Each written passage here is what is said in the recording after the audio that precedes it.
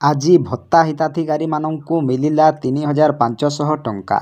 ବାଣ୍ଟିଲେ ମୁଖ୍ୟମନ୍ତ୍ରୀ ମୋହନ ଚରଣ ମାଝୀ। ତ ସମସ୍ତ ଯୋଗ୍ୟ ବା 80 ବର୍ଷରୁ ଯାହାକୁ ଉର୍ଦ୍ଧ୍ୱ ବରିଷ୍ଠ ନାଗରିକ ଏବଂ 80%ରୁ ଅଧିକ ଭିନ୍ନକ୍ଷମ ବ୍ୟକ୍ତି ବା ହ୍ୟାଣ୍ଡିକେପ୍ ବ୍ୟକ୍ତିମାନଙ୍କୁ ଆଜି 3,500 ଟଙ୍କା ସରକାର ପ୍ରଦାନ କରିଛନ୍ତି।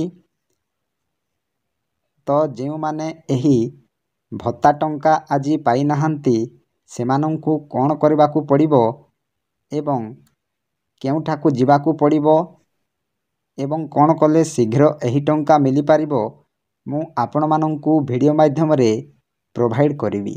ତ ଭିଡ଼ିଓକୁ ସ୍କିପ୍ ନକରି ଲାଷ୍ଟ ପର୍ଯ୍ୟନ୍ତ ଦେଖନ୍ତୁ।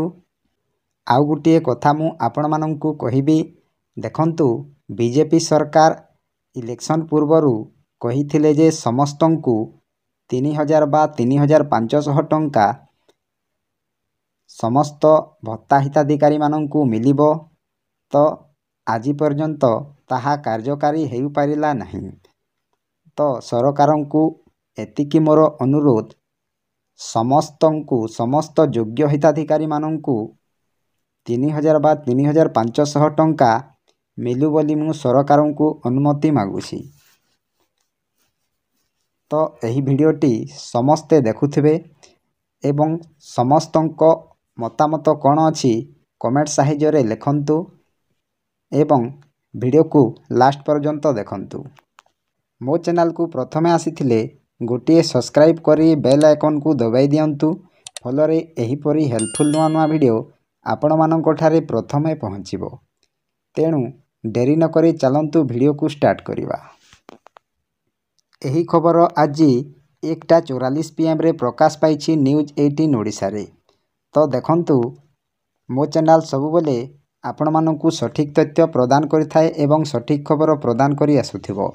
ଏହା କୌଣସି ଫେକ୍ ନୁହେଁ। ତ ଆସନ୍ତୁ ଏହି ଭତ୍ତାର କ'ଣ ଅପଡେଟ୍ ଆସିଛି ଆପଣମାନଙ୍କୁ ମୁଁ ଏହି ଭିଡ଼ିଓ ମାଧ୍ୟମରେ କହିବି।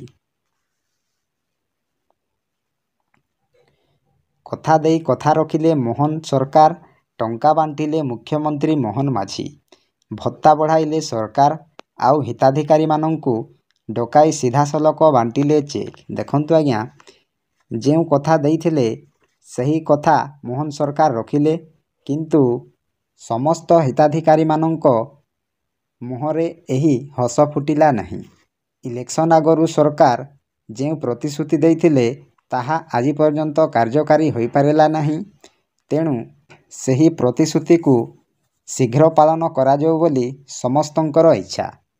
ତ ଦେଖନ୍ତୁ ଆଜ୍ଞା, ଟଙ୍କା ବାଣ୍ଟିଲେ ମୁଖ୍ୟମନ୍ତ୍ରୀ ମୋହନ ଚରଣ ମାଝୀ, ଭତ୍ତା ବଢ଼ାଇଲେ ସରକାର ଆଉ ହିତାଧିକାରୀମାନଙ୍କୁ ଡକାଇ ସିଧାସଳଖ ବାଣ୍ଟିଲେ ଚେକ୍। ଦେଖନ୍ତୁ ଆଜ୍ଞା, ଯେଉଁ ଘୋଷଣା କରାଯାଇଥିଲା ସେହି ଘୋଷଣାଟି ଆଜି ଲାଗୁ କରାଯାଇଛି। ବର୍ତ୍ତମାନ ଭତ୍ତା ବଢ଼ାଇଛନ୍ତି ସରକାର ଆଉ ହିତାଧିକାରୀମାନଙ୍କୁ ଡକାଇ ସିଧାସଳଖ ଚେକ୍ ବାଣ୍ଟିଛନ୍ତି।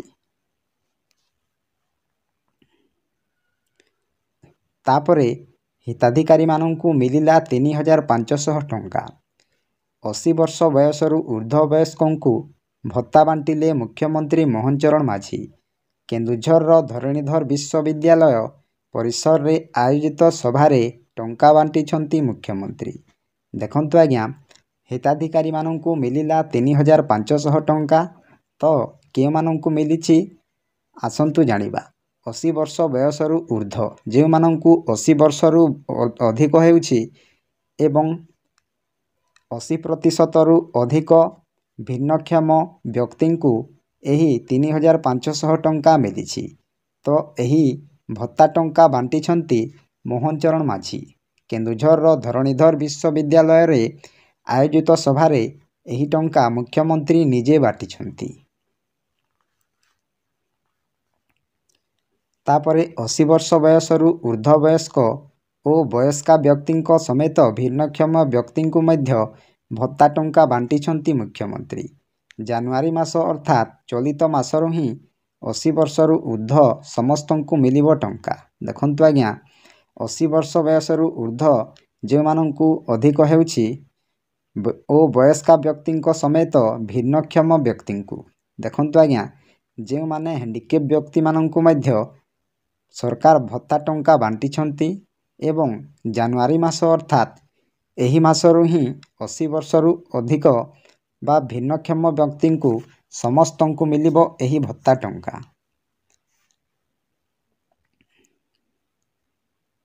ତାପରେ ରାଜ୍ୟର ପ୍ରାୟ 4 ଲକ୍ଷରୁ ଅଧିକ ପେନ୍ସନଧାରୀ ଏଥିରେ ଉପକୃତ ହେବେ।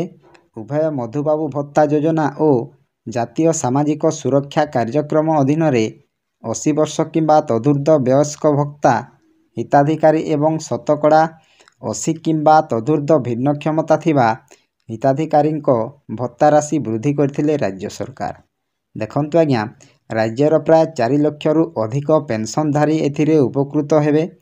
ତାପରେ ଉଭୟ ମଧୁବାବୁ ପେନ୍ସନ୍ ଯୋଜନା ଓ ଜାତୀୟ ସାମାଜିକ ସୁରକ୍ଷା କାର୍ଯ୍ୟକ୍ରମ ଅଧୀନରେ 80 ବର୍ଷ କିମ୍ବା ତାଠାରୁ ବୟସ୍କ ଭତ୍ତା ହିତାଧିକାରୀ ଏବଂ ଶତକଡ଼ା 80 କିମ୍ବା ହ୍ୟାଣ୍ଡିକ୍ୟାପ୍ ବ୍ୟକ୍ତିମାନଙ୍କୁ ଭତ୍ତା ରାଶି ବୃଦ୍ଧି କରିଥିଲେ ରାଜ୍ୟ ସରକାର।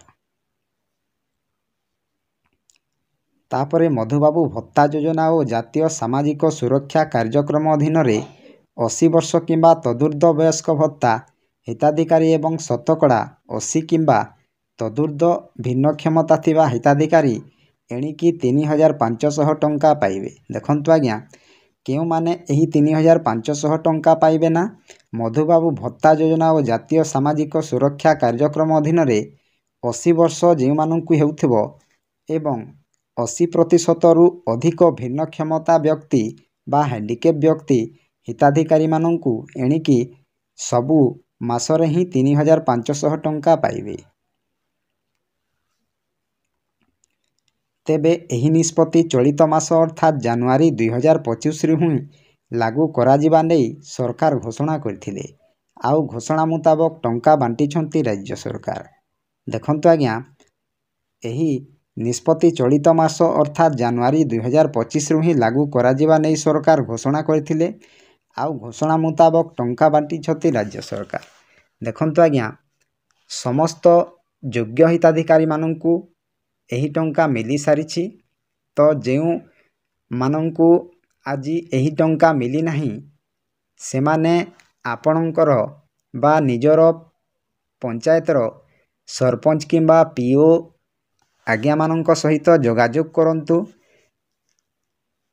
ଏହି ଭତ୍ତା ଟଙ୍କା ଆପଣମାନେ ମଧ୍ୟ ନିଶ୍ଚୟ ପାଇବେ। ଯଦି ଆପଣଙ୍କର ଡକୁମେଣ୍ଟସ୍ ସରପଞ୍ଚ କିମ୍ବା ପିଓଙ୍କୁ ଦେଇଛନ୍ତି ନିଶ୍ଚୟ ଏହି ଭତ୍ତା ଟଙ୍କା ପାଇବେ। ଯଦି ଆପଣମାନେ ଜାଣିନାହାନ୍ତି ଏହି ମାସରୁ ହିଁ ମିଳିବ ବୋଲି, ତେବେ ଆପଣମାନେ ପିଓ ଏବଂ ସରପଞ୍ଚ ସହିତ ଯୋଗାଯୋଗ କରନ୍ତୁ। ନିଶ୍ଚୟ ଏହି ଟଙ୍କା ଆପଣମାନେ ମଧ୍ୟ ପାଇପାରିବେ। ତ ନିଜର ଡକୁମେଣ୍ଟସକୁ ନେଇ ସରପଞ୍ଚ କିମ୍ବା ପିଓ ସହିତ ଯୋଗାଯୋଗ କରନ୍ତୁ।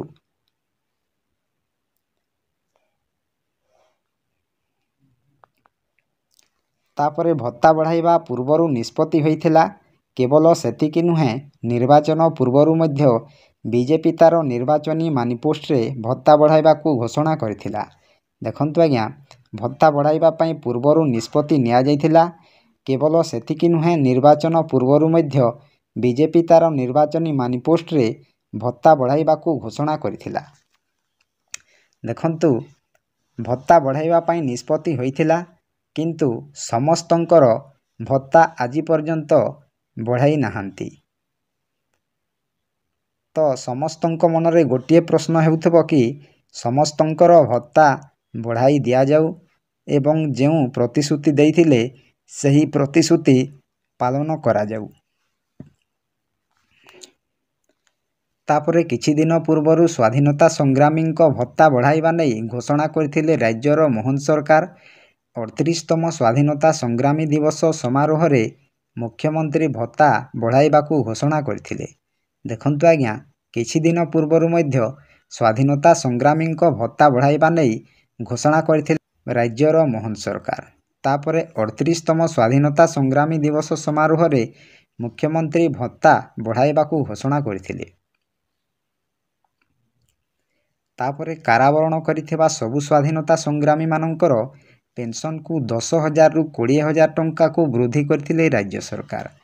ସେହିଭଳି କାରାବରଣ କରିନଥିବା ସ୍ୱାଧୀନତା ସଂଗ୍ରାମୀମାନଙ୍କ ପେନ୍ସନକୁ 9,000ରୁ 15,000 ଟଙ୍କାକୁ ବୃଦ୍ଧି କରିଥିଲେ ରାଜ୍ୟ ସରକାର। ଦେଖନ୍ତୁ ଆଜ୍ଞା, କାରାବରଣ କରିଥିବା ସବୁ ସ୍ୱାଧୀନତା ସଂଗ୍ରାମୀମାନଙ୍କର ପେନ୍ସନକୁ ରାଜ୍ୟ ସରକାର 10,000ରୁ 20,000 ଟଙ୍କାକୁ ବୃଦ୍ଧି କରିଛନ୍ତି।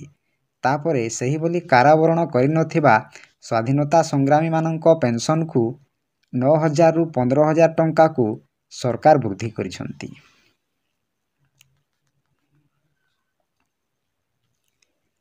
ସେହିପରି ଜାତୀୟ ପେନ୍ସନ୍ ପାଉଥିବା ସ୍ୱାଧୀନତା ସଂଗ୍ରାମୀଙ୍କ ପେନ୍ସନକୁ ମାସକୁ 8,000 ପରିବର୍ତ୍ତେ 10,000 ଟଙ୍କା କରିଥିଲେ ରାଜ୍ୟ ସରକାର। ଦେଖନ୍ତୁ ଆଜ୍ଞା, ସେହିପରି ଜାତୀୟ ପେନ୍ସନ୍ ପାଉଥିବା ସ୍ୱାଧୀନତା ସଂଗ୍ରାମୀଙ୍କ ପେନ୍ସନକୁ ମାସକୁ 8,000 ପରିବର୍ତ୍ତେ 10,000 ଟଙ୍କା ରାଜ୍ୟ ସରକାର ବୃଦ୍ଧି କରିଥିଲେ। ତାପରେ MISA ଆଇନରେ ଜରୁରୀକାଳୀନ ପରିସ୍ଥିତିରେ ଗିରଫ ହୋଇଥିବା ସଂଗ୍ରାମୀମାନଙ୍କୁ ମାସକୁ 20,000 ଟଙ୍କା ପେନ୍ସନ୍ ଦେବା ପାଇଁ ସରକାର ନିଷ୍ପତ୍ତି ନେଇଛନ୍ତି ବୋଲି କହିଥିଲେ ମୁଖ୍ୟମନ୍ତ୍ରୀ ମୋହନ ଚରଣ ମାଝୀ। ଦେଖନ୍ତୁ ଆଜ୍ଞା, MISA ଆଇନରେ ଜରୁରୀକାଳୀନ ପରିସ୍ଥିତିରେ ଗିରଫ ହୋଇଥିବା ସ୍ୱାଧୀନତା ସଂଗ୍ରାମୀମାନଙ୍କୁ ମାସକୁ 20,000 ଟଙ୍କା ପେନ୍ସନ୍ ଦେବା ପାଇଁ ସରକାର ନିଷ୍ପତ୍ତି ନେଇଛନ୍ତି ବୋଲି ମୁଖ୍ୟମନ୍ତ୍ରୀ ମୋହନ ଚରଣ ମାଝୀ ନିଜେ କହିଛନ୍ତି। ତ ଏହା ଥିଲା ଆଜିର ଛୋଟିଆ ଅପଡେଟ୍। ଆପଣମାନଙ୍କୁ କେମିତି ଲାଗିଲା ନିଶ୍ଚୟ କମେଣ୍ଟ ମାଧ୍ୟମରେ ଜଣାଇବେ। ଯଦି ଆପଣଙ୍କ ମନରେ କୌଣସି ପ୍ରଶ୍ନ ଅଛି ତେବେ କମେଣ୍ଟ ସାହାଯ୍ୟରେ କମେଣ୍ଟ କରନ୍ତୁ, ମୁଁ ନିଶ୍ଚୟ ରିପ୍ଲାଏ ଦେବି। ତ ଭିଡ଼ିଓକୁ ଏଇଠି ଏଣ୍ଡ କରୁଛି। ଜୟ ଜଗନ୍ନାଥ।